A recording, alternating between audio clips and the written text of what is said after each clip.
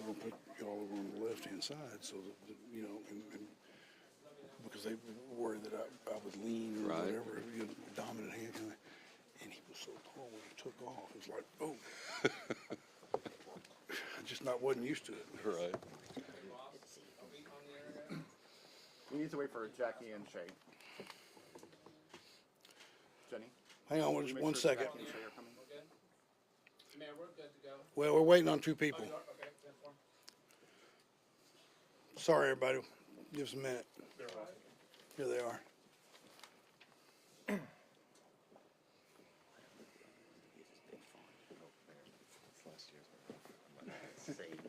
Yeah, in fact, I forgot my glasses, so I'm glad I did that. We got everybody? Are we ready now? Good. Well, let me start. Again, I'm Kirk Watson. I'm mayor of the city of Austin. And as we go into another day of trying to give you information and talk about where we are and what has happened, I want to start by saying that as mayor, I accept responsibility on behalf of the city, and I apologize that we've let the people down in Austin. Providing clear and accurate and timely communication to the public is essential in an emergency like this, and once again, the city hasn't delivered. This has been a persistent challenge over the past several years, and public frustration is absolutely warranted. Over and over again, we see the same failure. So something will change. You will see that communication will be clear, frank, and will happen in real time using any and all available techniques going forward. But I want to emphasize that right now, we still have people who have no power. We'll do postmortems and we'll assure accountability when life and safety issues are complete. But I want to say again, the city let its citizens down. The situation is unacceptable to the community, and it's unacceptable to me. And I'm sorry. As I said in my inauguration speech last month, my goal is to do good by doing better. And I can assure you that going forward, we will do better. Let me now introduce the county judge for Travis County, Andy Brown. Good morning, Travis County Judge Andy Brown. This week has been hard for all of us, especially our first responders, and I want to take a moment to thank our first responders for all the work that they have done over the past week and what they are still doing to get this community to a safe place. A lot of us have kids who have been out of school all week. I know I've got 2 little kids who have enjoyed the time at home this week, but I know that puts a strain on parents and caregivers across the county. We're all juggling life and work, and sometimes with storm damage or no power at our houses. Today, I'll focus on Travis County's recovery efforts and how do we best support our community as we try to get back to normal. I'll check on our frontline workers who have been working throughout this emergency to help keep our community safe. I'm going to visit a warming shelter to check in with folks who have been displaced by this event. Also, there has been a boil water notice issued in the Western Travis County Water District 10. Our county staff has a stockpile of water, and we are helping them get 20 pallets of water out to that area so that they have drinking water today.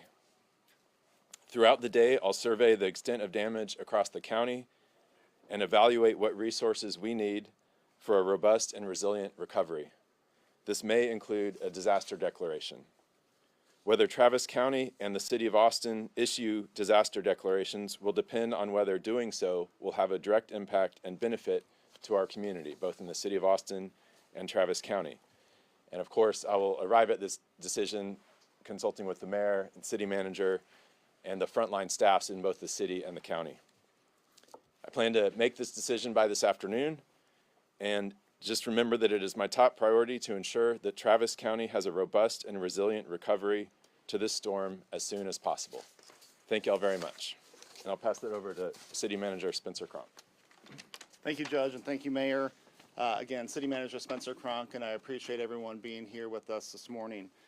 As you know, we are committed to keeping you updated and informed as we continue this recovery effort to the historic winter event that we have all been experiencing this week. Our focus remains on getting power back on, clearing debris from roads, and helping everyone in our city return to normal. And as always, we want to make sure that everyone is safe. Austin Energy crews worked through the night and were able to restore power to thousands of customers and over 172,000 customers over the last, since the beginning of the event itself. And you'll hear more from that from Austin Energy's General Manager, Jackie Sargent. Austin Water remains relatively unaffected by the storm, and Austin Energy and Austin Water have worked closely together to ensure power is restored to pumps and lift stations. We're thankful for the warmer temperatures today, but warming centers will remain open for those needing assistance during this event. We will also have a lot of work ahead of us. We will continue to stay vigilant. We are working around the clock to make sure that we're addressing all the needs that our community has. I'm joined this morning by several city department leaders, including Austin Energy General Manager Jackie Sargent, Austin Water Director Shay Royals-Ralston, to provide updates and answer questions. But we also have EMS Assistant Chief Wes Hopkins, who's joining us, and our chief to talk about fire carbon monoxide safety, which is critically important right now. And we also have Ken Snipes from Austin Resource Recovery and James Snow from Public Works. But first, I'll turn it over to Jackie Sargent. Jackie? Thank you, Spencer. Good morning. I'm Jackie Sargent, Austin Energy General Manager. I want to first say thank you for your patience as we continue to restore power. I know that this has been incredibly frustrating. As I have told you, we have had extensive damage from icing that has slowed our restoration efforts. Today, however, we are cautiously optimistic that we have turned a point overnight. As reflected on our outage map, the number of customers affected has begun to come down because our restoration numbers are going up, while the number of repeated outages is going down. Fewer trees are falling, which means repeated outages have slowed down. As of 7 a.m., 49,193 additional customers have been restored since 5 p.m. yesterday, for a total of 182,159 customers restored since the beginning of this event. Still, right now, there are about 122,000 customers without power. Again, because of complicating factors, that number may continue to fluctuate as crews continue to work. Let me give you an example. One of the reasons a number of customers were restored is due to our work in conjunction with neighboring utility, resulting in an entire substation coming back online. However, we have had subsequent trip outages along the lines that substation feeds. Some of this is due to what we call cold load pickup. When power is restored, circuits can become overloaded because of large appliances and thermostats that have been left on prior to the outage. Here's how you can help. Customers currently without power can help us to avoid cold load pickup by turning off their thermostats, turning off or unplugging fixtures and appliances, and only leaving one light on to indicate when the power has come back on. Additionally, you can help us if crews knock on residents' doors in order to access Austin Energy equipment, such as energy equipment in a backyard or utility easement located on the resident's property. Austin Energy personnel will be clearly identifiable with badges and in Austin Energy vehicles. Please work with them on allowing access as needed. Please know that crews are working diligently to restore power to all customers. Austin Energy crews and mutual aid crews are helping with the restoration. We have more than 400 highly skilled professionals in the field doing restorations. Just this morning, we have had an additional 60 crew members from Bird Electric joining our efforts, and we are working to bring on additional contract crews. One last thing I want to reiterate is that unlike other parts of Texas and past storms, the ice storm brought us extensive moisture and ice accumulation, which had a direct impact on Austin's dense tree canopy and vegetation. The resulting ice that piled up on power lines, trees, and equipment added hundreds of pounds of ice and force that caused massive destruction. This caused electrical distribution lines and nearby vegetation to sag, break, or to come in contact with one another. Branches falling or leaning on power lines have contributed to the outages across our 437 square mile service territory. Despite Austin Energy's increased efforts in the last 2 years to trim trees and clear lines, nature pushed these trees to new breaking points. Huge trees have completely uprooted and fallen on power lines and made the roads impassable. A half inch of ice adds as much as 500 pounds to a power line and may cause it to break. Ice buildup on other electrical system equipment can cause components like switches to malfunction or break, requiring workarounds that take more time to make the repairs. As our Vice President of Field Operations, Elton Richards, shared yesterday, entire trees outside of our vegetation management zone have fallen over onto lines.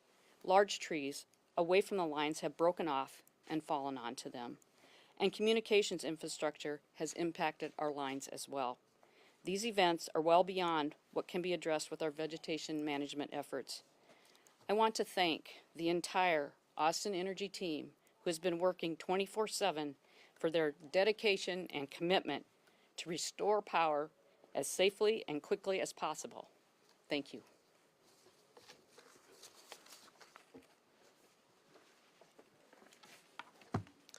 Good morning. I'm Shay Rolson, Director of Austin Water. Throughout this event, Austin Water's water treatment plants have operated normally. We have not seen a spike in line breaks either on the private side or the public side, and storage levels have remained healthy. We have had a number of power outages at pump stations and lift stations, and I want to thank Austin Energy's crews for working very closely with us to prioritizing restoring power to those pump stations and lift stations. We continue to work those outages as needed. There are currently 3 pump stations and 16 wastewater lift stations out of power, and a number of those are operating on a number of our facilities are operating on generators.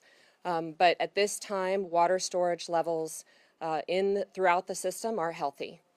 We had 2 small pockets of our water system that experienced a loss of water pressure due to power outages at pump stations.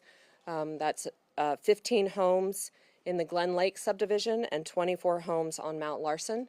We have communicated directly with those residents and delivered water, and we are working toward restoring service to those customers. We encourage all of our customers to conserve as we continue to restore normal power and operations to our pump stations and lift stations. As things thaw out, be sure that you check your homes for leaks. And if you see leaks out in the distribution system, please call Austin Water Dispatch to report those. Thank you. Okay, we're going to open up for questions. We'll start. Mr. Crunk, I have a question. Coming into this, I drove through the Anderson Mill, Dalcones area. The roads are practically impassable in there. Why hasn't a strike team been going into neighborhoods and clearing those kind of secondary roadways? I was really surprised. You know, yesterday is one thing. Today, I really was surprised. There are a lot of trees in the roads. Yeah. Well, you hit on it. I mean, there are trees everywhere, and so we are all hands on deck. We've called in for reinforcements, and we want the community to also help out with that by calling 311 where they do see downed trees. I'm going to ask our Public Works and Austin Resource Recovery to describe how else you can be helpful in this, but please know that we have not only deployed our resources, called in resources from other jurisdictions, and have a contract in place for additional help. It will take time. We want people to be safe as we're doing this, but we are doing everything we can to clear those roads. Has the city confirmed any deaths related to weather, hypothermia, carbon monoxide? Sure. Good morning. My name is Wes Hopkins. I'm an assistant chief for Austin Travis County Emergency Medical Services. I don't have exact stats at this time. We're compiling that information, but I want to talk about some vital safety message to our community. Austin Travis County has received 10 911 calls for carbon monoxide poisoning involving 32 patients. The majority of these incidents involve multiple patients, frequently in carbon monoxide exposures that impacts entire households. Most involved folks were running generators in their garages. The most recent was a family who was running their car in their garage to keep warm. The garage door was open about a third of the way, and we had 8 patients from that one call. 3 of those patients were transported. 1 child and 1 adult were airlifted to San Antonio with serious carbon monoxide symptoms requiring hyperbaric treatment, and 1 teenager was transported to Dell Children's Medical Center with non-life-threatening symptoms. Carbon monoxide, as you well know, is a silent killer. You may not know you've been exposed until it's way too late. If your power is out, do not use generators or grills in enclosed spaces, even if it's in a garage and the garage door is open. Generators need to be at least 20 feet from your home, outside with the exhaust facing away from the structure. Do not use stoves or ovens to heat your home. If your power is out and we have a couple more nights of this cold stretch, it's imperative to keep warm that you wear multiple layers, lightweight clothing, mittens, gloves, and hats. Wrap yourselves in plenty of blankets. Keeps curtains closed unless the sun is out to conserve heat. Put everyone in households in one room, and if you're using a space heater, make sure it has plenty of room and an automatic off switch. If someone doesn't have power tonight, where should they go to work? We will publish the warming centers and places that they can go. We'll make sure you have that information to push that out. Is there a running list of traffic lights that are out, and what's the prioritization process for that? I'll turn that over to Transportation and Public Works. We can follow up as well. James Snow, Interim Director of Public Works. We're working with the Transportation Department right now. As you can see, that they have crews right now deployed throughout the city trying to get the lights back up. The first they do is they get back to the blinking light, and they have crews doing a spot to bring the lights back up to service. Some of the concerns that they've had is that they've had problems with the technology remotely getting to the lights, so they're deploying crews to check the lights specifically. We can follow up further later with updates. That was actually going to be my question. Is there a plan in place on how soon we can restore power and how people should be treating these outages at lights and The transportation partners asked that any out lights treated as a 4-way stop as we go through it, as far as they can go through. Again, as they mentioned before, they only had a 6-hour backup for power, but they are going through right now and having crews go out through the city, address each of the lights, and do a status update so they can make sure that they get up as soon as possible. CBS. What about access to food? We saw some video of some people that had resorted to dumpster diving outside of grocery stores. Just some key distinctions between what we experienced in Winter Storm Uri and this winter weather event. Again, the roads are passable. We're able to restock and replenish those grocery stores. They are considered critical infrastructure, and so if they did lose power, that was certainly a high priority. And so we're not at this point in time looking at additional needs from food security. That said, we have so many individuals in our community who need that type of assistance. And so we were pleased to see, even right after our press conference yesterday, that the food bank did get back online, and so we'll be able to provide those meals to residents that need them. But we're always working with our nonprofit partners to provide that type of assistance. Is the food that we left in our fridge for 30 days, is it safe? For 30 days, I'll have to ask our 30 hours. 30 hours. Again, I think each situation is different depending on what the temperature was, how long you had that food, but I would defer to our public health experts on that. I was going to say, I never got Public Works to talk to. ARR, did you want to say anything on brush? Sure. Good morning. Ken Snipes, Director of Austin Resource Recovery. One of the things that we've done in terms of getting out to collect debris is after Winter Storm Uri, what we did was we established a new contract for being able to spin up some of our partners in the private sector. And so right now we're in the process of bringing on 3 new additional contractors to help with that process. That process will occur throughout the weekend. It includes certifying the trucks, also certifying the vehicles so that we qualify for FEMA reimbursement. On Monday, those crews will actually start collecting and out in the community, in addition to the crews that we have in the city as well. Folks in balconies are going to say, Monday, what about today? I mean, those roads are blocked. Well, our crews are out today, right? This is additional support. And we're also conducting a citywide effort between the 4 departments, Park Department, Austin Resource Recovery, public health, public works, and then also watershed protection are all out with their crews right now doing that work. So what we're talking about is a force multiplication, where we're also, in addition to our crews, bringing on other crews as well from the private sector. And again, those crews, part of the process there is it requires time. All vehicles have to be certified and weighed, decaled before they can start working. Excuse me, for customers who are starting cleanup today, how long can people expect branches to be picked up from curbside? Is there a sort of timeline for people who are looking at weeks or months of cleanup? Not right now, just because it just happened and we're still out assessing. As you heard, a lot of the streets are still blocked. What we're asking people to do is to put that debris at the curb, and we'll get to it as soon as we can. So the main thing for people to understand is that, it's a process. We're in the process of triaging the entire city. One of the tools at our disposal is to call 311. That helps us know where the most dire needs are in terms of our planning on the map and the mapping process. We're also going to be standing up a map on the ARR website so that customers can look and have a visual idea of where we're actually working on a given day or a given time frame. So we'll be getting that up, and they'll have access to all of that information as well. This question is for Austin Energy. Any message you would like to give to your clients, taking into account everyone had the impression that Austin Energy was ready for this to happen, but now we're seeing something different, especially with the retraction. That first was, oh, we'll get power back by Friday. Now we're like, sorry, we can't really give you an estimate because X, Y, and Z. What can you tell your clients so they really have trust on this utility, given circumstances? When we go into these events, when we're watching the weather, we staff up our crews. We go through all of our team members. There's a deliberate process where we identify the types of crews that we want on hand and on standby, so that they're ready to manage through the outages and the restoration process. As we got into this event, it was more severe than what had been predicted, and it was across the entire service territory, and that created challenges as well.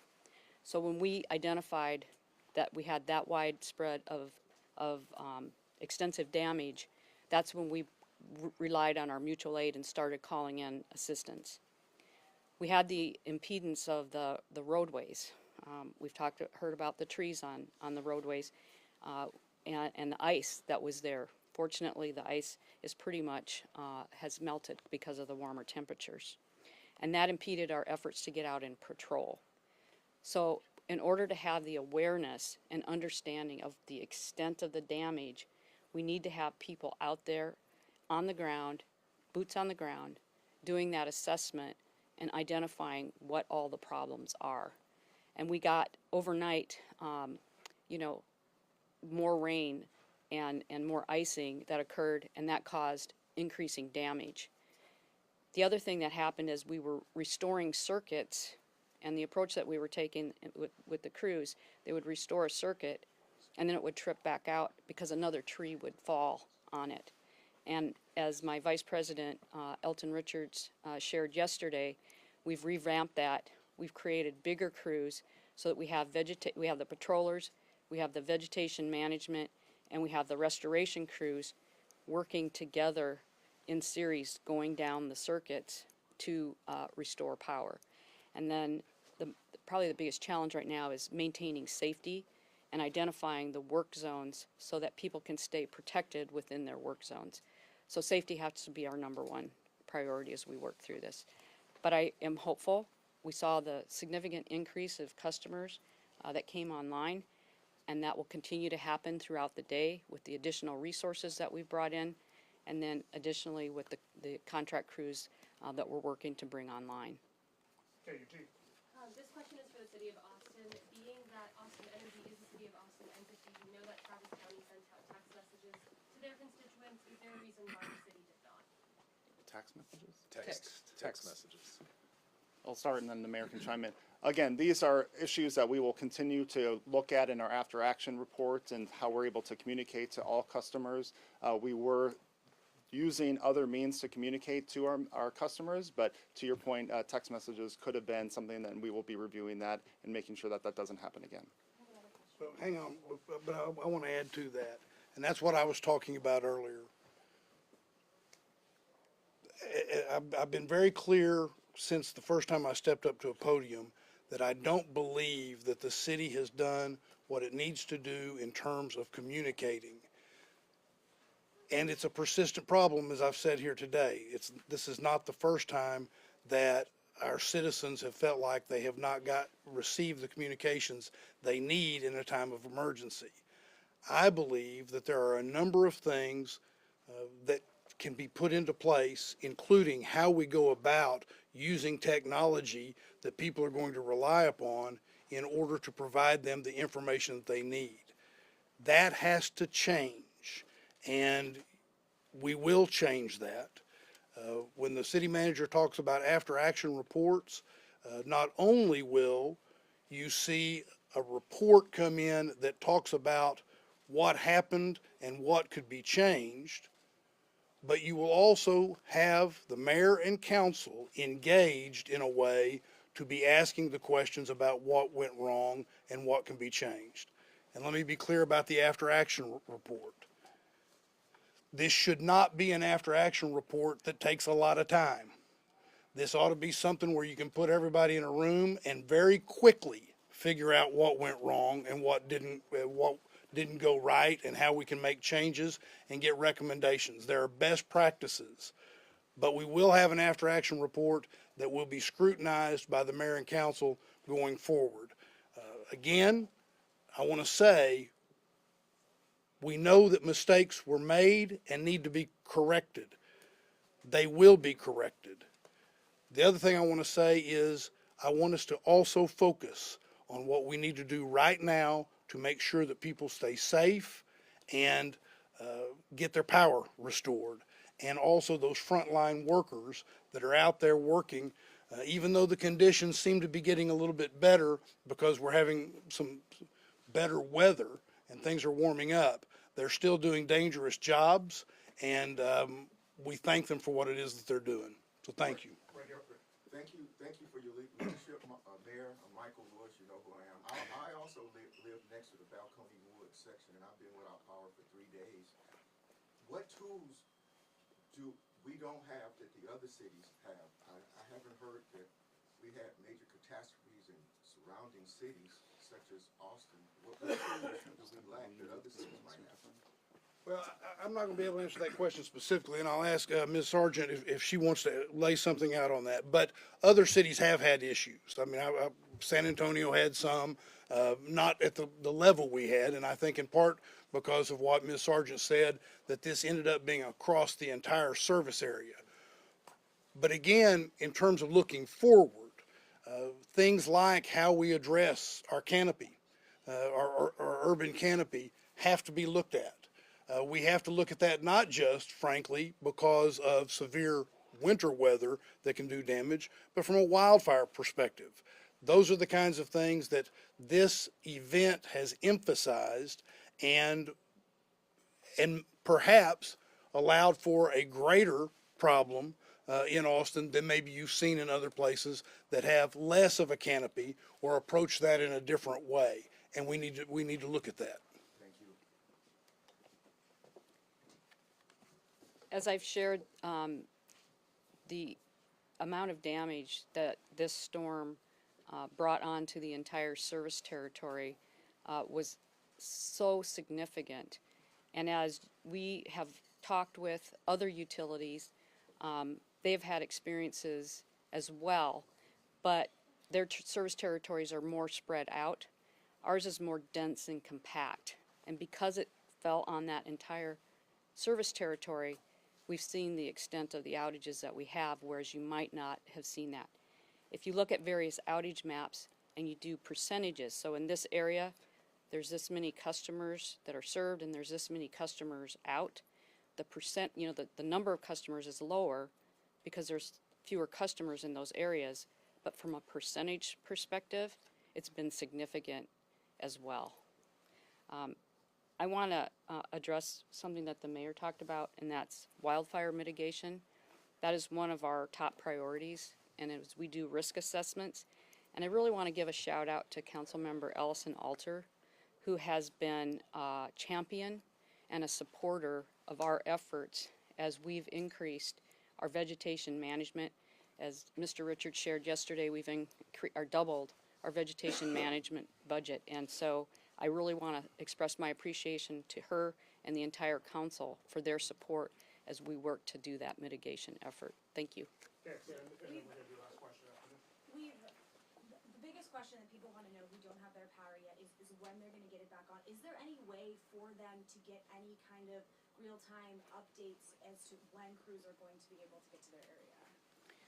So with our outage communications and the tool that we use, our outage map, when we have this widespread of impact, it becomes really challenging to give estimates. And we need those patrollers out in the field giving information back. These incidents are complicated because on one portion of the circuit, it may be something where a tree fell over and it's caused poles to go down and wires to go down, and that has to be repaired. Sure, but this is something I you know. discussed yesterday, but is there, I'm just asking. Not at is- this is there a time. way We've actually had to shut that off because we don't have a way to get the information from the field to give accurate information, and we don't want to set expectations that we can't meet. And so until we have fewer outages that we're managing, and we have all of the information about what is impacting the particular outage, because it could be a number of things, and we may identify one, and if we report on that, it doesn't have the full picture. So that's why this particular event has been so challenging for us, and we understand the frustration. We want to be able to tell people. We want to be able to give them that comfort, because it is very unsettling and it's extremely frustrating. So thank you. Last question, Bob. Ms. Sargent, I'm sorry, not to make this a science class. One question that someone brought up to me was that as y'all are trying to fix these trips and things go back online, have you had to turn another community that has been okay? Have you turned them off to help the circuit recover? Does that make sense? So as we work to re-energize the system, right, I wouldn't say that we've had to turn a community off. But as we've identified and needed to clear things and do some re-switching, we may have had to shut power off on a circuit so that we could then reconnect another circuit and then repower that. But those wouldn't have been extended outages. I was going to say, those would be brief, so if you get a blink today, the message is don't panic. Right, exactly. And Judge Brown, sorry you got neglected a little bit. Last word in regards to your declaration and your final message to Travis County as a whole. Yeah, so we're looking at some of the things that we've talked about here today, the number of trees in the roadways, trees everywhere, trees on ACC, AISD campuses, trees out in the outlying areas of the county. So we're assessing that today to see if it meets the standard that we think it needs to meet in order to make a disaster declaration, to see if that will make it easier on our city, county, and possibly city to do cleanup of that to where it will go much quicker than otherwise. So I'll get back with you this afternoon. We're going to assess that throughout the day. I'm going to look at damages as best I can and consult with the mayor and the city manager on that and get back this afternoon. Thank you, Rudy. I want to follow up on that because I want to set expectations for what all that means, or what most of that means. Because part of what has to happen before a disaster declaration is made is you have to hit certain thresholds on what kind of damage, and it's typically a monetary threshold. So part of the reason today would be a good day, as we are making such progress in terms of repowering. We have a change in the weather. You have trucks out there that are going to be doing mitigation of the debris that's in the streets. That will allow us to make the kind of assessment you have to make in order to declare a disaster. So I can hear the question now, why wasn't a disaster declared two or 3 days ago? It's because you have to make certain assessments. In fact, you can make a disaster declaration many days, even weeks after an event, because that's when you have assessment of the monetary damage. So I just want to manage expectations in case later today we do that. As the judge says, that will then make money more available and make it easier for us to do certain things. All right, thank you all. If you all have any follow-up questions, please communicate with the county and city staff colleagues that are here. Thank you all. Please. See? And in Español, I was gonna ask separately, if possible, closer to it. Okay.